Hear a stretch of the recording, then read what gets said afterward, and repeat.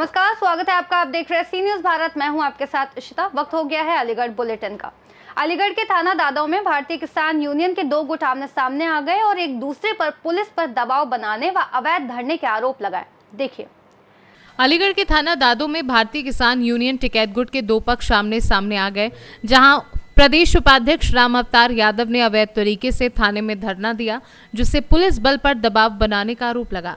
किसान नेताओं ने राम अवतार यादव पर पुलिस पर दबाव डालने और उगाही करने का आरोप लगाया, जबकि यादव ने पुलिस पर बैनर फाड़ने का आरोप लगाया। इस पर किसान नेताओं और पुलिस के बीच खींचतान हुई और जमकर नारेबाजी हुई, जो तस्वीरों में स्पष्ट दिखाई दे रही है।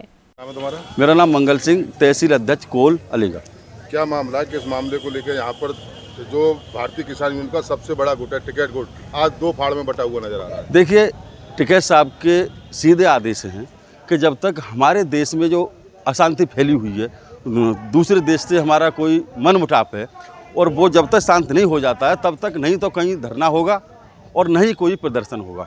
और जो हमारे पुराने धरने चल रहे थे वो टिकैत साहब ने सारे उठवा दिए। अब ये राम अवतार ने बगैर आदेश के, बगैर राष्ट्र के आदेश के, और उन्होंने यहाँ थाना घेरा है। हम उनके विरोध में आए। क्या क्या पद पे राम अवतार? राम अवतार प्रदेश उपाध्यक्ष है।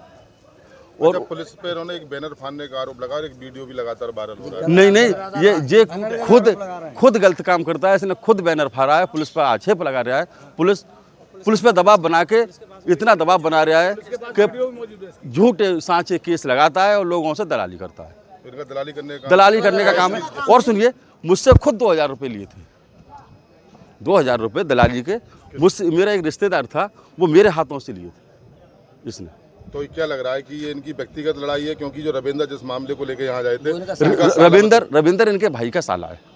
तो जीजा साले की लड़ाई? जी, जीजा साले की लड़ाई है, और उसके चक्कर में गांव वाले निर्दोषों को फांस रहे हैं। हारनपुर का क्यों बहाना किया जा रहा है? हारनपुर का तो गुमराह करके वहाँ से लोग बुलाए गए। तो क्या इसकी शिकायत आप राकेश टिकैत जी से जी जरूर करेंगे। हम जाएंगे यहाँ से हैरान होकर के, और उनसे इस समस्या का समाधान निकलवाएंगे। कहीं ना कहीं संगठन की छवि भी खराब हो रही है। बहुत हो रही है भाई, बहुत हो रही है। संगठन का नाश कर रहा है ये अकेला आदमी। क्या नाम है तुम्हारा? धीरे सिंह। कहाँ रहते हो? मैं नाम है। क्यों थाने पर धरना दिया है? क्या है ये पूरा मामला? कौन से गुट से आप? किसान, जो भारतीय किसान यूनियन गुट से हैं। टिकैत गुट। से। तो क्या मामला है? किस मामले का धरना? मामला ये है साहब, हमारे गांव में झगड़ा हुआ था दो पक्षों में, और एक पक्ष है वर्तमान प्रधान रविंद्र सिंह, उसके बहनोई ने राम अवतार, रविंद्र प्रधान के बहनोई राम अवतार यादव जो किसान गुट में है, उन्होंने फर्जी मुकदमा, मारपीट का मुकदमा और लूट में दर्ज कराया। विवेचना में पुलिस ने उसमें एक मुलजिम को 151 में भेज दिया, नरेश भाई, और जांच सही की गई, लेकिन वो दबाव में मारपीट का मुकदमा लूट में दर्ज कराकर और उसे जेल भिजवाना चाहते हैं उनको। राम आप क्यों बैठे धरने पे? अब हम धरने पे नहीं है। अच्छा, अब हम उनके आनंद फानन में जो फिर कोई पुलिस पे दबाव बनाए भी के लिए जो आए हुए हैं, तो हमें जब सूचना मिली तो हम आए है। हो सकता है कि पहले की तरह हमारे खिलाफ कोई द्वारा से पुलिस पे प्रेस बनाए के और कार्रवाई न हो जाएगी। तो अच्छा, अब राकेश टिकैत जी ने मना किया है धरना प्रदर्शन देंगे, तो अभी राम अवतार जी प्रदेश उपाध्यक्ष है शायद किसान यूनियन। हाँ, फिर भी ये धरना देने आए? फिर भी धरना देने आए। हाँ, इसीलिए इनके हम विरोध में आए, जबकि इनको आगाह किया था, एसओ साहब से भी मिले थे कि सब राष्ट्रीय कार्यकारिणी के ये आदेश हैं कि फिलहाल आपात स्थिति है देश में, कोई भी धरना प्रदर्शन नहीं किया जाएगा। दिनेश यादव। कहाँ रहते हैं?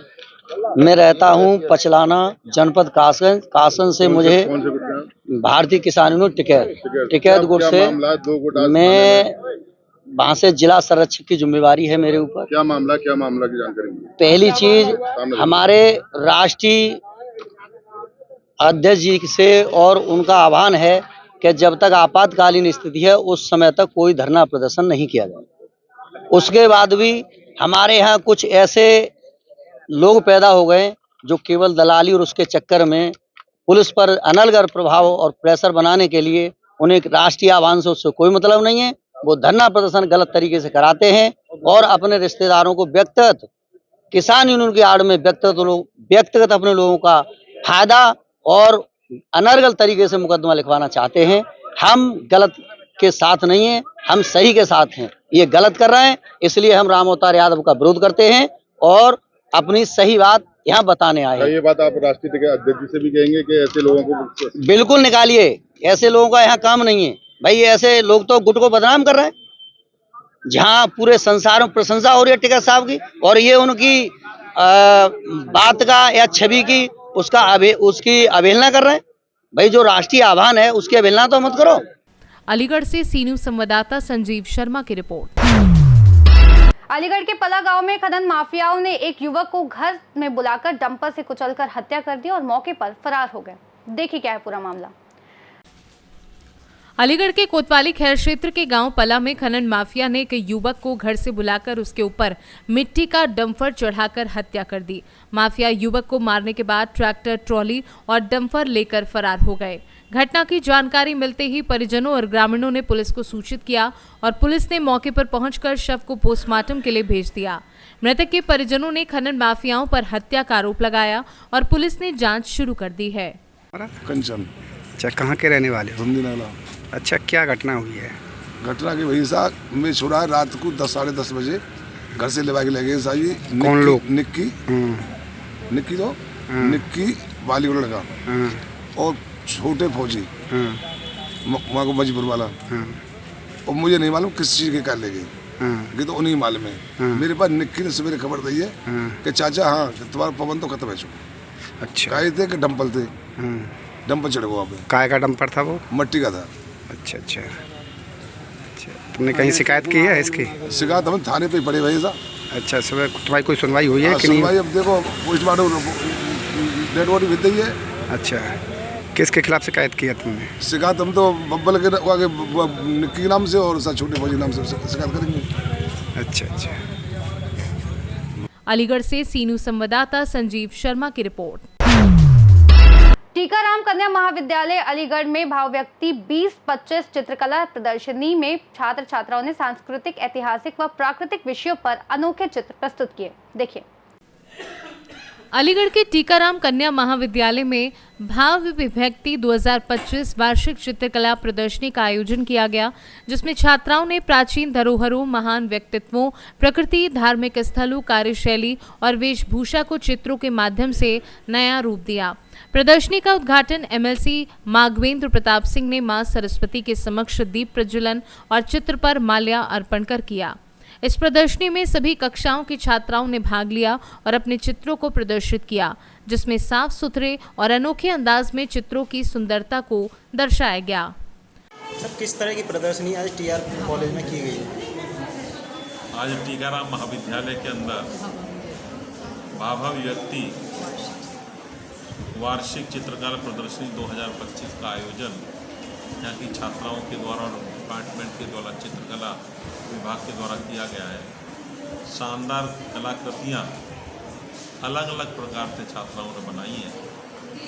ये चित्रकला विभाग की भी एक उपलब्धि है कि छात्राओं को इस प्रकार से उन्होंने पारंगत कर दिया कि उस कला को उन्होंने न केवल आधुनिक युग के हिसाब से बल्कि परंपरागत और जो लोक गायिका, लोक नृत्य, लोक कलाएँ उनको भी इसमें प्रदर्शित करने का काम किया। निश्चित रूप से हम जब किसी भी कलाकृति को देखते हैं तो उस समय का चित्रण हमारे मन में आ जाता है। कहा भी गया है, साहित्य समाज का दर्पण होता है और वही दर्पण के रूप में ये सारी कलाकृतियाँ हमको दिखाई दे रही हैं।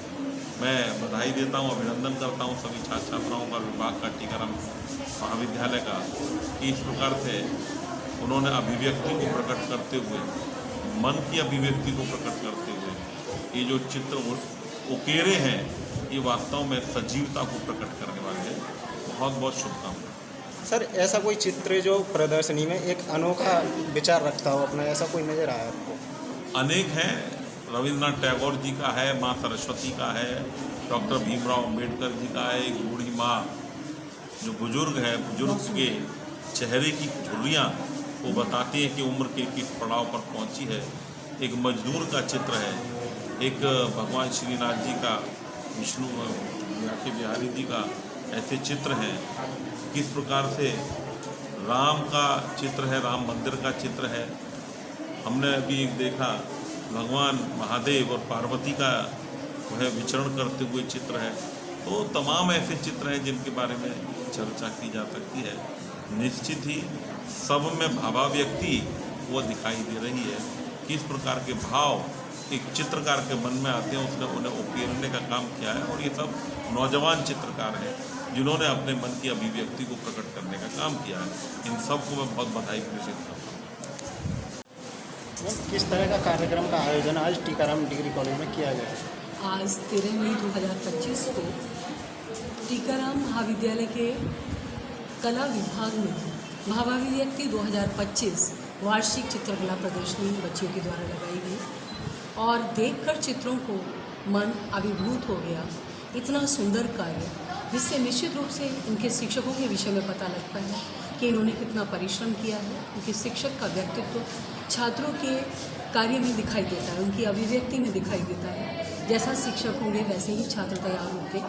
कहा भी जाता है कि टीचर ही है जो साधारण पत्थर को भी हीरा बना देता है। वैसा ही इन चित्रों को देखकर लगा। बहुत सुंदर चित्र थे।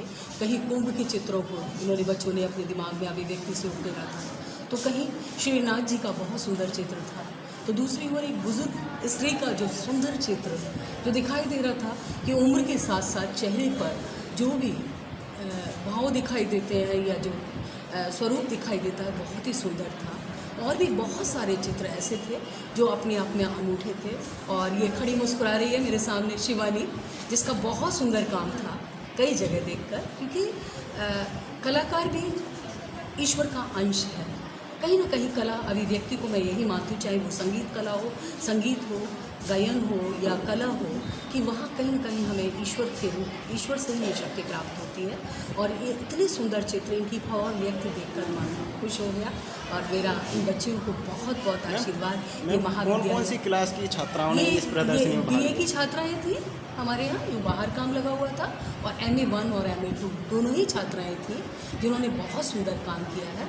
ईश्वर से प्रार्थना करती हूँ कि ये बच्चियाँ ऐसे ही हंसती मुस्कुराती रहें और बहुत प्रगति करें, अपने परिवार का नाम रोशन करें, इस महाविद्यालय का नाम रोशन करें। हाँ, बच्चों के लिए यही संदेश है, सही मार्ग पर चलो, परिश्रम करो, सफलता अपने आप कदम चूमेगी। मैम, जिन छात्राओं की जो है रेखांकित करने की क्षमता जो है अच्छी है, सकुशल है, तो उसके लिए आगे मार्गदर्शन के लिए वो किस क्षेत्र में जा सकते हैं? उसके लिए उनके लिए बहुत सारे क्षेत्र खुल जाते हैं। अब तो क्षेत्रों की कमी नहीं है बच्चों के लिए, क्योंकि देखिए बहुत सारी कंपनियां हैं, बहुत सारी ऐसी जगह हैं जहां आपके सुंदर चित्र का, या आजकल तो विज्ञापन का ज़माना है इतना ज़बरदस्त, अगर ये चाहें तो विभिन्न क्षेत्रों में बच्चे कार्य कर सकते हैं। कोई एक लिमिटेशंस नहीं है इनके लिए, बहुत अच्छा काम कर सकते हैं। बस इन्हें निरंतर परिश्रम करना है, आगे बढ़ना है और इधर उधर अपने आप को भ्रमित नहीं होने देना है। सबसे बड़ी बात होती है मंजिल तक पहुंचने के लिए भ्रमित नहीं होना। हमारा मार्ग सही हो, हम सही कार्य करते रहें, निरंतर आगे बढ़ जाएं। कितने वर्षों से लगातार ये प्रदर्शनी करते आ रहे हैं? ये तो बहुत सालों से यहाँ प्रदर्शनी हो रही है।